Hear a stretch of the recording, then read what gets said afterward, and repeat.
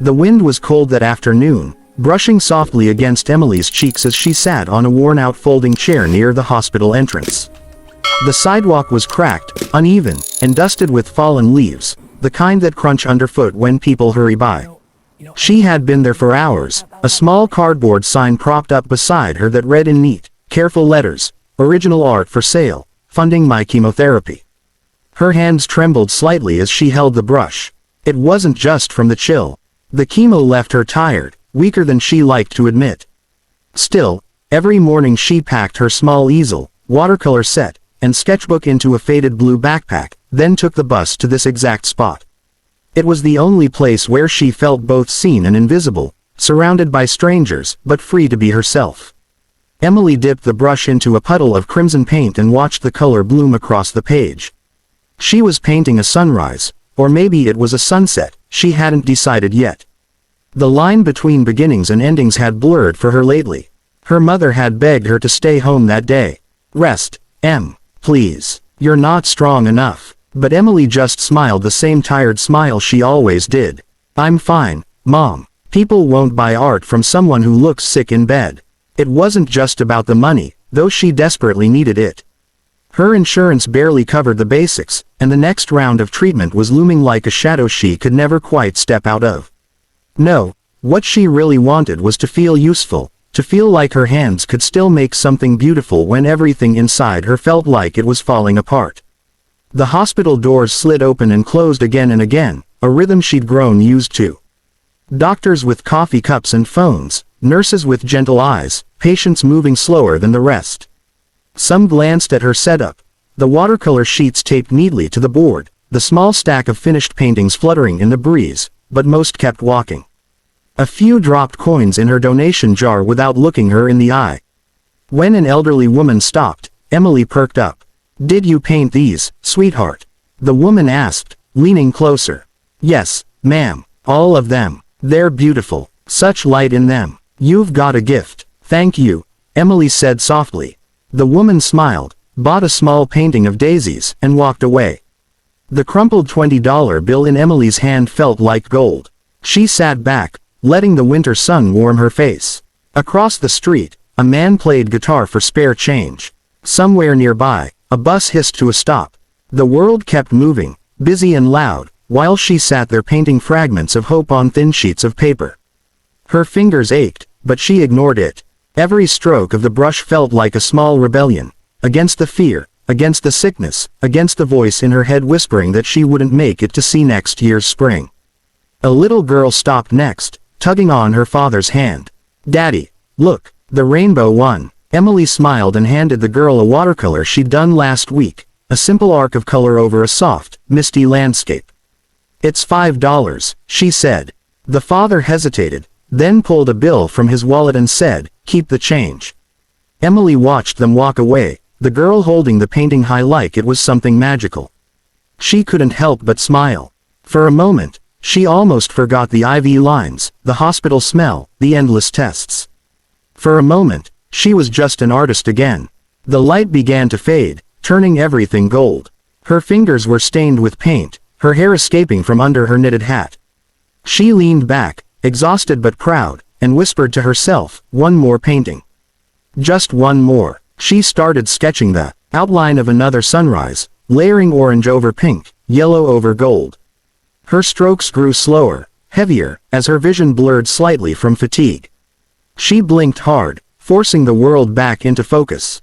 The hum of the city wrapped around her. Car horns, footsteps, snippets of conversation, and for the first time that day, she felt a flicker of peace. She didn't know that within the hour, a stranger would stop in front of her, someone who would change everything. But for now, she was just Emily, a girl with a paintbrush, chasing light on a cold city sidewalk, fighting to turn her pain into color. The sleek black car rolled to a slow stop at the curb, its tinted windows glinting in the fading sunlight. Emily barely noticed at first. She was too focused on dabbing pale streaks of orange into the sky of her latest painting, trying to capture that last bit of evening glow before it disappeared. The sound of an expensive engine shutting off didn't fit the rhythm of her little world, filled with footsteps, murmurs, and the occasional rattle of a bus. But then, she sensed someone standing there, quiet, still, watching. When she looked up, her breath caught. The man was tall, maybe in his 40s, with sharp eyes that seemed to take everything in at once. His suit looked like it cost more than her family's car, yet his expression wasn't arrogant or distant. It was curious. "Are these yours?" he asked, nodding toward the spread of watercolor paintings fluttering in the evening breeze. "Yes," she said softly, her voice uncertain but steady. "All of them." He crouched down, inspecting each one as if they were priceless artifacts instead of the work of a trembling teenager sitting on a folding chair. "You've got something," he murmured after a moment. "There's life in these." "Light, too." Emily blinked, unsure how to respond. Compliments were nice, but she'd heard plenty of them from people who still walked away without buying anything. "They're $20 each," she said quickly, afraid he might leave before she could try. He looked up at her, a faint smile tugging at his lips. "And if I wanted all of them?" For a moment, she thought she'd misheard him. "All of them?" "Yes," he said simply, as though it were the most ordinary request in the world. "Every piece you have here. Plus whatever's in that sketchbook." Her heart skipped. "Sir, that's too much. I mean, you don't have to." He interrupted gently. "I'm not asking out of pity. I'm buying because they're good. Because they make me feel something." Emily's throat tightened. No one had said that before. Not her teachers, not her friends, not even her mother. People told her she was talented, sure, but this man spoke like he actually felt it. He stood, brushing invisible dust from his suit, and extended his hand. "I'm Alex," he said. "And I'd like to take you to dinner, if you're not too busy selling masterpieces tonight." Emily hesitated. A stranger inviting her to dinner. Every rule her mom had ever taught her flashed in her mind. But there was something disarming about him, not dangerous, just sincere. She didn't sense pity or curiosity, only genuine interest. And maybe a little loneliness in his eyes that matched her own.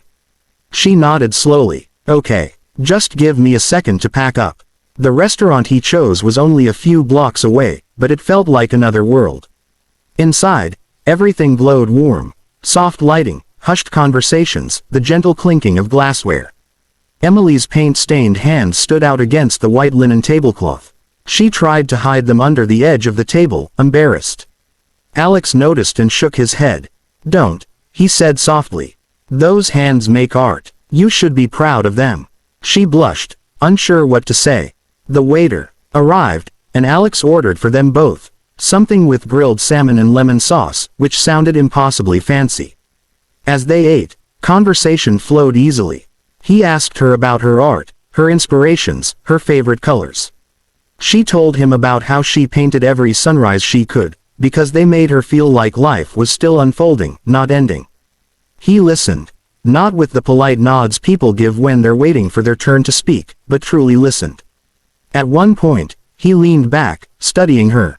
"You said you're selling to fund chemo." She looked down, twisting her napkin. "Yeah, I've been sick for a while. The treatments are expensive, and Mom's been working double shifts. This helps, a little." He didn't say, "I'm sorry." He didn't offer empty sympathy. He just nodded slowly, as if weighing her words carefully. Then he said, "You're braver than most CEOs I know." Emily laughed, surprised. "You know CEOs?" He smiled. "I've met a few." When the check came, he paid without looking at the total, then reached into his jacket and pulled out an envelope. "This," he said, sliding it across the table, "is for the paintings. And the rest is an advance, for what you'll create next." She froze. "Sir, I can't accept." "You can," he said firmly. "You should. Think of it as an investment in beauty." Emily opened the envelope and gasped. It wasn't just a few $100s, it was thousands. Her chest tightened, tears stinging her eyes. "Why would you do this?" she whispered. Alex smiled faintly, his voice barely above a murmur. "Because sometimes, hope deserves a little help getting noticed." Outside, the night air felt softer somehow. The city lights shimmered like stars fallen close to earth. Emily clutched the envelope to her chest, her heart pounding, not from fear, but from a warmth she hadn't felt in a long time. She didn't know who he really was or what this kindness would mean for her future. All she knew was that, for the first time in months, she felt seen, not as a patient or a cause, but as an artist whose light still mattered. Emily didn't sleep that night. She lay in her small hospital room, staring at the envelope resting on the table beside her bed. It didn't feel real. None of it did. The dinner, the conversation, the man in the suit who'd treated her like she was someone worth listening to. She kept thinking there had to be a mistake, that he'd wake up tomorrow, regret his generosity, and take it all back. But when morning came, the envelope was still there, heavy, real, and full of possibilities. Her mother gasped when she told her what happened. "Emily, are you sure this man wasn't taking advantage? People don't just hand out money like that." "I know, Mom," Emily said softly. "But he wasn't like that. He didn't even ask for my number. He just said, 'Keep painting.'" Her mother looked at her for a long moment, then sighed, wiping her eyes. Maybe some people really do still see goodness. A week passed. Emily's treatments continued, but something inside her shifted. She painted more. Brighter colors, bigger canvases, bolder strokes. Her small room filled with bursts of orange, gold, and green. For the first time in months, nurses and patients stopped by just to look, to smile, to ask if she'd paint something for them. It felt like light was growing again, slow, steady, unstoppable. Then one morning, a nurse rushed in, her face flushed with excitement. "Emily, you're on the news." Emily blinked. "What?" The nurse turned up the TV. There, on the hospital screen, was her, sitting on that same cracked sidewalk, surrounded by her paintings. The headline read, "Teen artist's paintings inspire strangers' incredible gift." Reporters were talking about her story, about the mysterious man who'd bought her artwork and disappeared. Someone had caught a picture of him walking away from her display, but his name hadn't been released. "A local philanthropist, possibly a billionaire investor," one anchor said. Anonymous but deeply moved by her story. Emily's mouth fell open. "He's a billionaire." Her heart raced as memories flashed. His quiet confidence, his calm tone when he said he'd met a few CEOs. The way the restaurant staff had treated him with quiet reverence. It all made sense now. Within days, her inbox overflowed.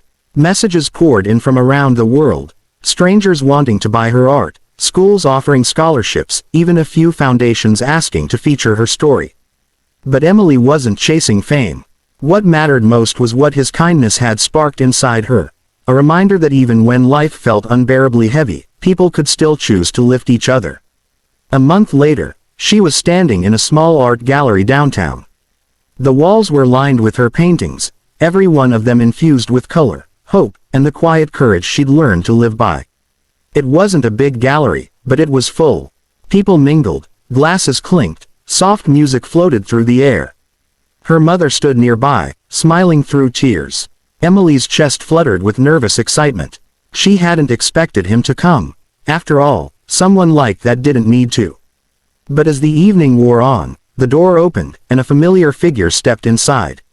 The same tall man in a tailored suit, though tonight he looked more relaxed, his tie gone, his smile easy. He met her gaze across the room and nodded once, almost as if to say, "I told you so." Emily approached, her heart hammering. "You came," she said breathlessly. "I said your work was worth seeing again, didn't I?" He replied with a quiet smile. She laughed, a sound that felt lighter than air. "You really are a billionaire, aren't you?" He chuckled softly. "I'm someone who's spent too long investing in numbers and not enough in people. You reminded me why it matters." She hesitated. "You changed my life." He shook his head gently. "No, Emily, you changed your own life. I just happened to walk by at the right time." They stood there for a moment, surrounded by her paintings, sunrises and fields and endless skies.